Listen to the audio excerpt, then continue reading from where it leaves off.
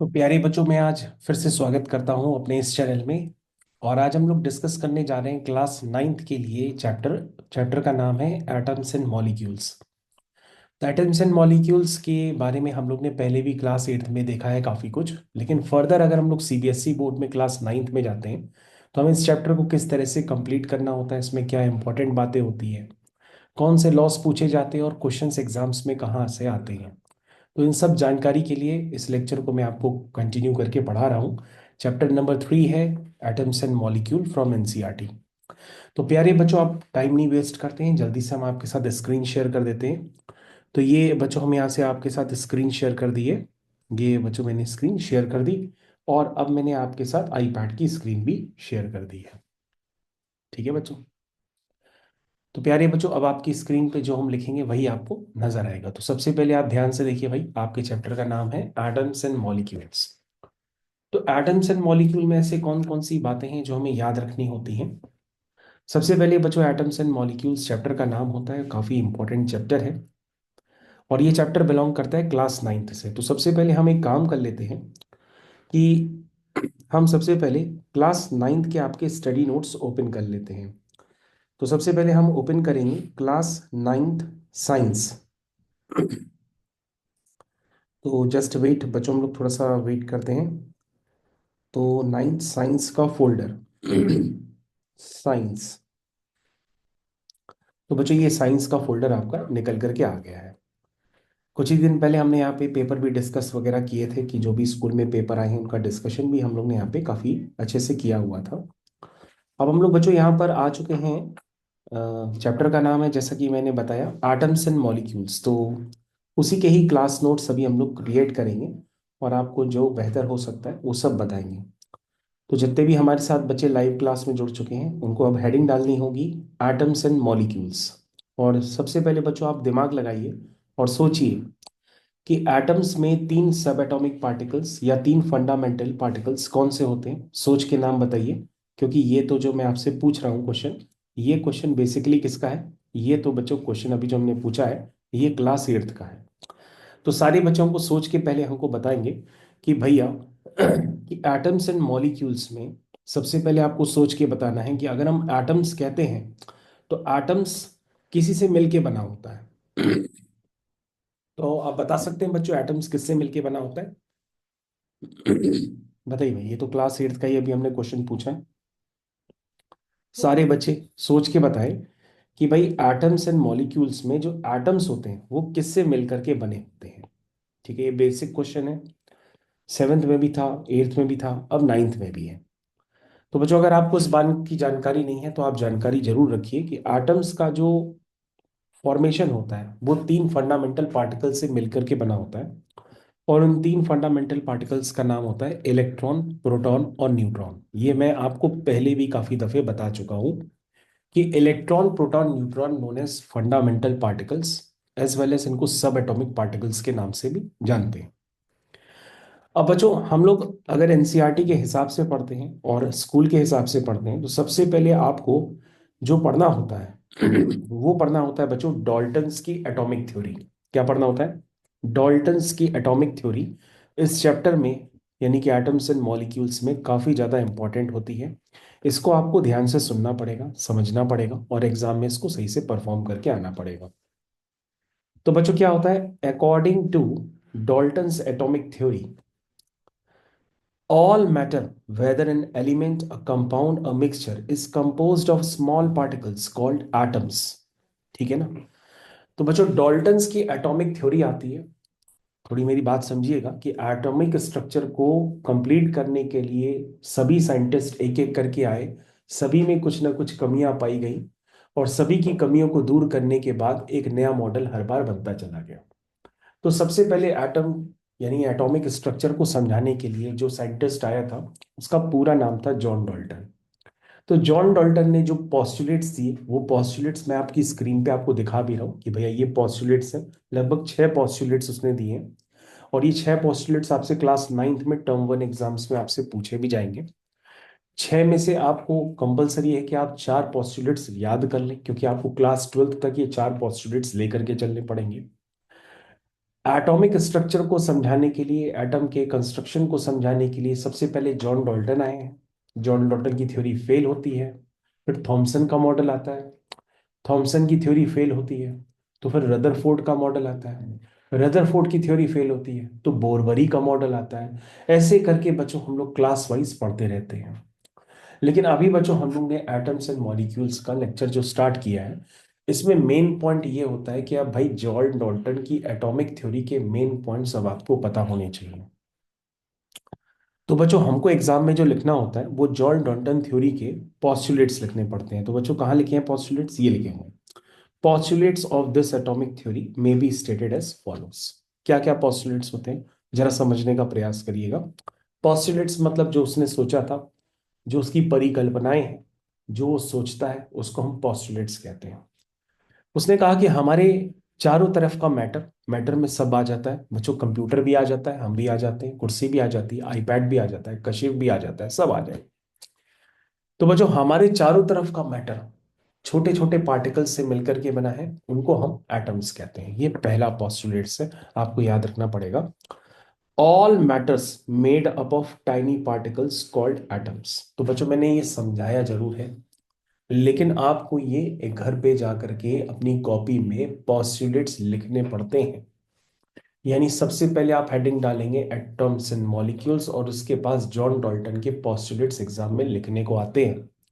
तो आप पहला पॉस्टुलेट इसी तरह से लिखेंगे कि हमारे चारों तरफ का मैटर छोटे छोटे पार्टिकल से मिलकर के बना है, जिनको हम क्या कहते हैं? एटम्स कहते हैं। ठीक। अगला देखिए। अगला है बच्चों, atoms are indivisible in nature. Atoms क्या है? इनडिविजिबल है। ये बच्चों उसका गलत पॉइंट है। मैंने थोड़ी देर पहले आपको बताया था कि एटम डिविजिबल होता है इलेक्ट्रॉन, प्रोटॉन और न्यूट्रॉन में, क्योंकि एटम इन्हीं तीनों से मिलकर बना है। लेकिन इसने अभी अपने पॉस्टुलेट्स में क्या कह दिया कि एटम्स आर इनडिविजिबल पार्टिकल। यानी एटम्स क्या है तो वो पार्टिकल, लेकिन वो फर्दर ब्रेक नहीं हो सकते। अगर फर्दर ब्रेक हो सकते थे तो डिविजिबल कहते, लेकिन जो ब्रेक नहीं होता तो हम उसको क्या कहते हैं? इनडिविजिबल। लेकिन हमने तो आपको भी बताया ना कि एटम डिविजिबल है, किसमें? इलेक्ट्रॉन, प्रोटॉन और न्यूट्रॉन में। लेकिन ये क्या कह रहा है? ये कह रहा एटम इनडिविजिबल है, यानी ये इसका गलत पॉस्टुलेट। तभी इसकी थ्योरी के बाद दूसरी थ्योरी आती है जिसका नाम है थॉमसन की थ्योरी। बाय द वे अभी तो हम लोग को इसके पॉस्टुलेट्स लिखने हैं, इसने जो जो बताया था उसको एज इट इज लिखना पड़ता है एग्जाम में। सो मैंने आपको बताया।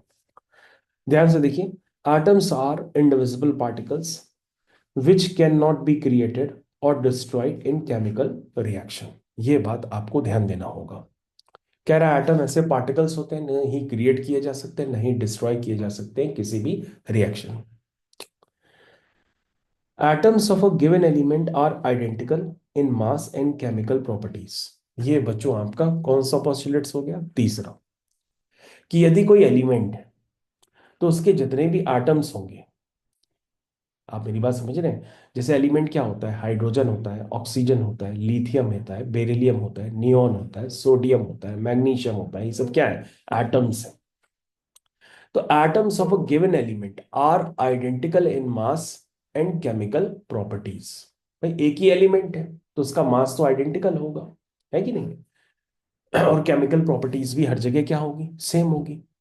तो atoms of a given element, जो भी गिवन एलिमेंट है उसके जितने भी एटम्स होंगे उनका मास क्या होगा? सेम होगा। और केमिकल प्रॉपर्टीज भी क्या होगी? सेम होगी।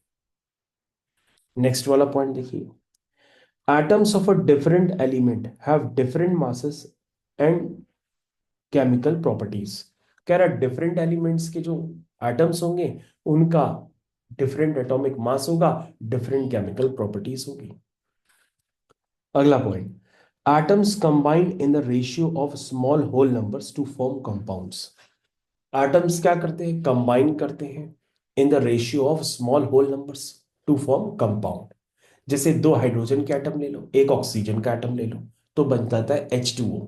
H2O क्या है? वाटर मॉलिक्यूल कंपाउंड, है ना? तो एटम्स कंबाइन करते हैं होल नंबर्स में, और किसका फॉर्मेशन करते हैं? कंपाउंड का। जैसे कार्बन डाइऑक्साइड कैसे बनती है? जब एक कार्बन हो, दो ऑक्सीजन हो, कंबाइन करते हैं तो CO2 बन जाता है। समझ में आया? अच्छा, उसके बाद the relative number and kinds of atoms are constant in a given compound. क्या कह रहा? The relative number and kinds of atoms are constant in a given compound.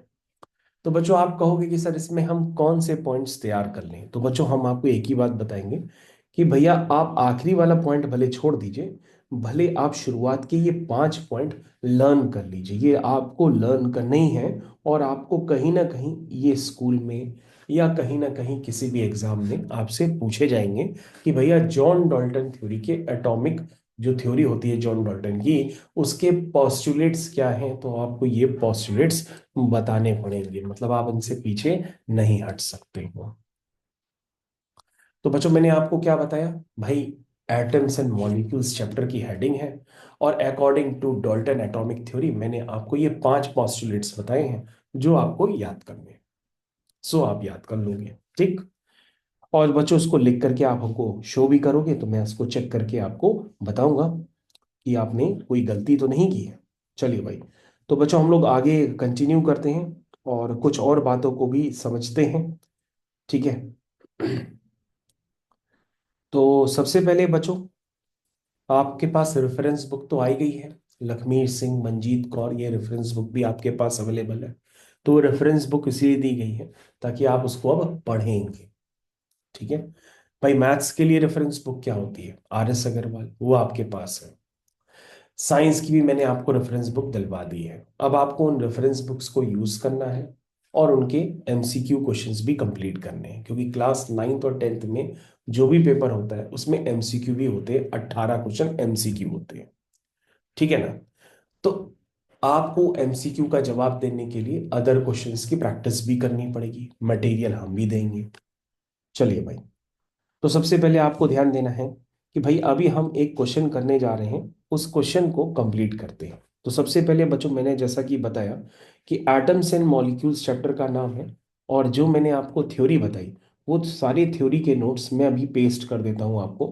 भैया ये बहुत ही इंपॉर्टेंट है।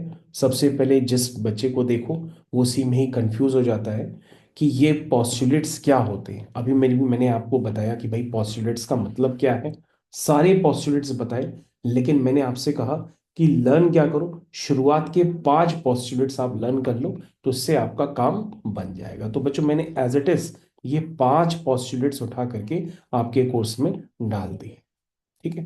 देखिए भाई 5 पॉस्टुलेट्स सभी को क्लियर है, क्यों भाई जरा चेक करिएगा, क्या ये 5 पॉस्टुलेट्स सभी को क्लियर है? ठीक है, सभी को क्लियर है। अच्छा बच्चों, अब हम लोग क्या करते हैं, फर्दर इस पे एक दो क्वेश्चंस करके देखते हैं, क्योंकि बच्चों अभी आपके कोर्स में कुछ लॉस और भी हैं जो मैंने अभी आपको नहीं बताए, मैं आपको फर्दर बताऊंगा। चलिए, तो बच्चों मैं आपके पास एक क्वेश्चन लेकर के आया हूं, ये पहला क्वेश्चन है इन टेक्स्ट एक्सरसाइज का, NCERT क्लास 9th का। तो बच्चों सबसे पहले हम लोग इन क्वेश्चंस को करने से पहले पूरा रीड करते हैं क्या लिखा हुआ है। लिखा हुआ है बच्चों, क्वेश्चन आराम से रीड करिए हमारे साथ। इसमें लिखा है, in a reaction 5.3 gram of sodium carbonate reacted with 6 gram of ethanoic acid and produces। ध्यान से देखिएगा बच्चों, क्वेश्चन मैं पढ़ रहा हूं, आप अगर नहीं पढ़ पा रहे हैं तो मैं आपको अंडरलाइन करवा के पढ़ाता हूं। लिखा है in a reaction 5.3 gram of sodium carbonate reacted with 6 gram of ethanoic acid. The products were 2.2 gram of carbon dioxide, 0.9 gram water and 8.2 gram of sodium ethanoate. Show that, चलो बच्चों क्वेश्चन अब तो आपने पढ़ा ना, क्या लिखा है, show that observations are in agreement with the law of conservation of mass.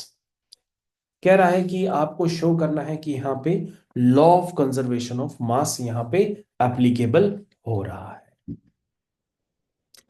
तो आपने क्या कहा भाई कि सर आपने लॉ ऑफ कंजर्वेशन ऑफ मास का नाम बोला, इसका मतलब क्या होता है कि ओवरऑल जो रिएक्टेंट का मास होता है और ओवरऑल जो प्रोडक्ट का मास होता है वो आपस में क्या होता है, इक्वल होता है। मतलब mass of product is equal to mass of reactant. अगर ऐसा है तो दैट मीन्स आप ये कह सकते हैं कि वहां पर क्या हो रहा है, कंजर्वेशन ऑफ मास फॉलो हो रहा है। ये बात समझ में आई? तो बच्चों सबसे पहले हम इस क्वेश्चन को जरा रीड करते हैं और इस क्वेश्चन को ड्रॉ करके अपनी कॉपी में लिखते हैं, अपने नोट्स में डालते हैं, ताकि आपको मैं ज्यादा बेहतर समझा पाऊं। तो बच्चों ये पहला क्वेश्चन है, और ये पहला क्वेश्चन है जो एप्लीकेबल किसके साथ हो रहा, लॉ ऑफ कंजर्वेशन ऑफ मास के साथ। तो बच्चों ये पहला क्वेश्चन अभी मैंने आपके नोट्स में पुट किया है। ये देखो बच्चों, ये पहला क्वेश्चन। अभी बच्चों मैं साथ में आपको एक्स्ट्रा चीजें भी बताऊंगा, इसलिए आप ढंग से लेक्चर को अटेंड करिएगा। ऐसा ना हो ओवर कॉन्फिडेंट आप हो जाए और आप समझ ही ना पाए कुछ भी। ये बच्चों आपका क्वेश्चन है कंप्लीट, इसको मैं अब साइड में कंप्लीट करता हूँ, पूरा क्वेश्चन अब आपको देख रहा हूँ। तो रिएक्शन में बच्चों क्या लिखा है? रिएक्शन में लिखा है बच्चों सोडियम कार्बोनेट। तो सोडियम कार्बोनेट बच्चों आपको समझ में आ रहा है? सोडियम कार्बोनेट कहाँ लिखा है? ये लिखा है सोडियम कार्बोनेट। जिन बच्चों को सोडियम कार्बोनेट नहीं लिखना आता तो वो यहां पर ध्यान से देखें भाई, ये होता है सोडियम और ये होता है कार्बोनेट। सोडियम की वैलेंसी होती है +1, कार्बोनेट की होती है -2। और बच्चों हम यहाँ पे क्रिस क्रॉस मेथड अप्लाई करते हैं। तो Na के पास चला जाता है 2 और कार्बोनेट के पास जाता है 1, तो इसका नाम हो जाता है सोडियम कार्बोनेट। क्या नाम है इसका? Sodium carbonate. इसको बच्चों हम सोडियम कार्बोनेट भी कहते हैं, या इसको हम वॉशिंग सोडा के नाम से भी जानते हैं। बहुत महत्वपूर्ण बातें आप पढ़ रहे हैं भाई, क्योंकि पहले आपने केमिस्ट्री ढंग से नहीं पढ़ी है, अब ढंग से पढ़िए। तो बच्चों यहाँ पर क्या लिखा है कि भाई सोडियम कार्बोनेट के साथ क्या चाहिए? पढ़ो, इथेनोइक एसिड चाहिए। हाँ, सोडियम कार्बोनेट तो आपको याद करना ही है, इथेनोइक एसिड आप पहली बार देख रहे हो लेकिन आदत पड़ जाएगी। तो बच्चों इथेनोइक एसिड क्या होता है? इथेनोइक एसिड होता है CH3COOH। आप कहोगे ये क्या बला है? ये बला नहीं है बच्चों, ये विनेगर है। ये क्या है? विनेगर। विनेगर तो आप होटल में लेते हो ना, जब आपका डिनर या लंच चालू होने से पहले आपके पास क्या आता है? विनेगर ही तो आता है, उसमें आपका ऑनियन डूबा रहता है और आप उसको खाते हो पहले निकाल करके। तो विनेगर क्या होता है? विनेगर बच्चों यही होता है, इसका नाम होता है एसिटिक एसिड। और यहां बच्चों एक आईयूपीएसी नाम इन्होंने लिख करके दिया है, इसका आईयूपीएसी नाम होता है इथेनोइक एसिड, जो आप बाद में सीखेंगे क्लास 10th में। लेकिन अभी आप याद कर लीजिए कि इसको हम विनेगर भी कहते हैं। क्या कहते हैं? विनेगर भी कहते हैं। तो विनेगर क्या होता है? एसिटिक एसिड, इसको हम इथेनोइक एसिड भी कहते हैं। हालांकि इस क्वेश्चन में कंपलसरी नहीं है कि आप इन कंपाउंड्स के फॉर्मूले भी लिखें, लेकिन मैं आपको फर्दर इंफॉर्मेशन इसलिए दे रहा हूं क्योंकि आपकी केमिस्ट्री थोड़ी सी अच्छी हो जाए। अब बच्चों यहां पर क्या लिखा है? यहां पे लिखे सारे बच्चे भाई ध्यान देंगे। यहां पे लिखा है सोडियम इथेनोएट, फिर लिखा है कार्बन डाइऑक्साइड, और फिर लिखा है वाटर। अब बच्चों ये तो आप सोच के बता ही सकते हो कि कार्बन डाइऑक्साइड क्या होता है? क्या होता है? CO2। वाटर क्या होता है?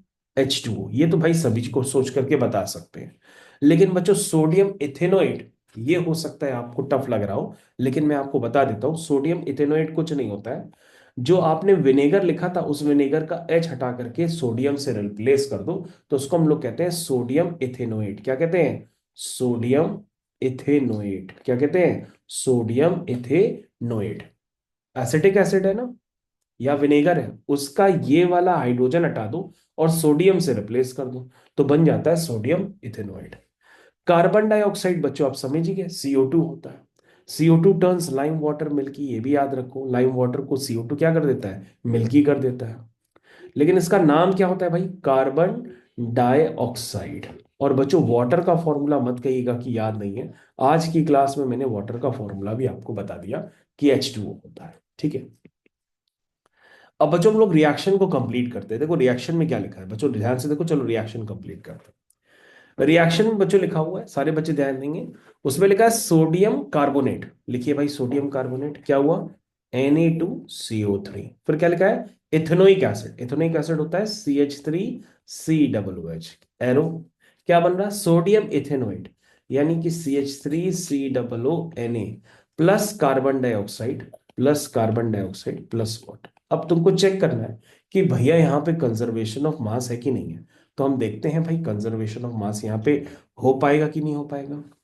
तो बच्चों अगर आप ध्यान से देखें तो उसने लिखा है 5.3, सारे बच्चे ध्यान देंगे भाई, 5.3 ग्राम ऑफ सोडियम कार्बोनेट, यानी सोडियम कार्बोनेट का मास तो आ गया, कितना है? 5.3 ग्राम। आगे बढ़िए, 6 ग्राम ऑफ इथेनोइक एसिड। बच्चे ये हो गया 6 ग्राम ऑफ इथेनोइक एसिड। क्या प्रोडक्ट बनाता है? 2.2 ग्राम ऑफ कार्बन डाइऑक्साइड। देखो बच्चों लिखा हुआ है कार्बन डाइऑक्साइड के नीचे आप कार्बन डाइऑक्साइड लिखो, वो 2.2 ग्राम है। 0.9 gram of water, 0.9 gram of water हो गया। 8.2 ग्राम ऑफ सोडियम इथेनोइड, वो ये हो गया। अब बच्चों इसने क्या कहा कि तुम्हें चेक करना है कि यहां पे कंजर्वेशन ऑफ मास लग रहा है कि नहीं लग रहा। तो तुम क्या करोगे, सबसे पहले मास ऑफ प्रोडक्ट निकालोगे। क्या निकालोगे? मास ऑफ प्रोडक्ट। निकालिए भाई, मास ऑफ प्रोडक्ट कैसे निकलेगा? 5.3 प्लस 6 कितना हुआ?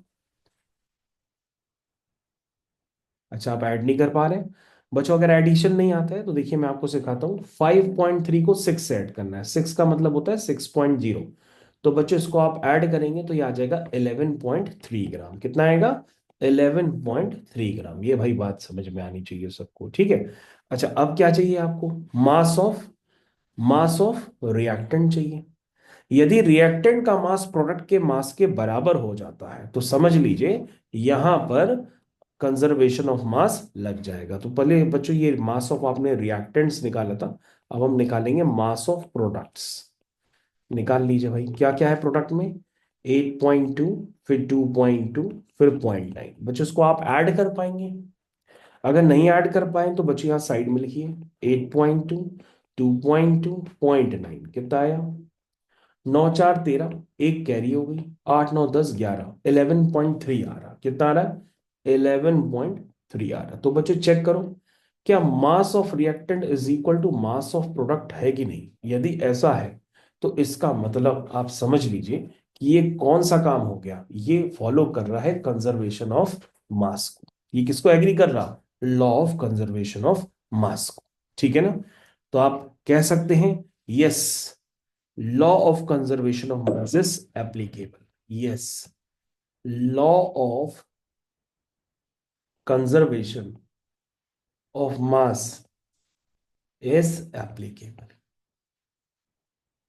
तो बच्चों आशा करते हैं आपको ये एनसीईआरटी का दो पार्ट समझ में आ गया होगा। मैंने आपको कंजर्वेशन ऑफ मास भी बताया और मैंने आपको डाल्टन्स एटॉमिक थ्योरी भी सही ढंग से बताई। आशा करते हैं आप इसके माध्यम से, यानी हमारी क्लास के माध्यम से, law of conservation of mass तो समझी गए।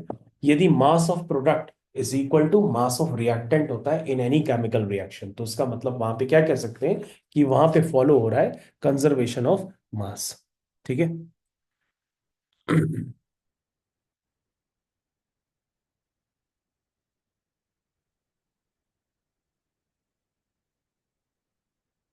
तो मेरे ख्याल से बच्चों आप लोग सभी लोग इसको समझ गए होंगे।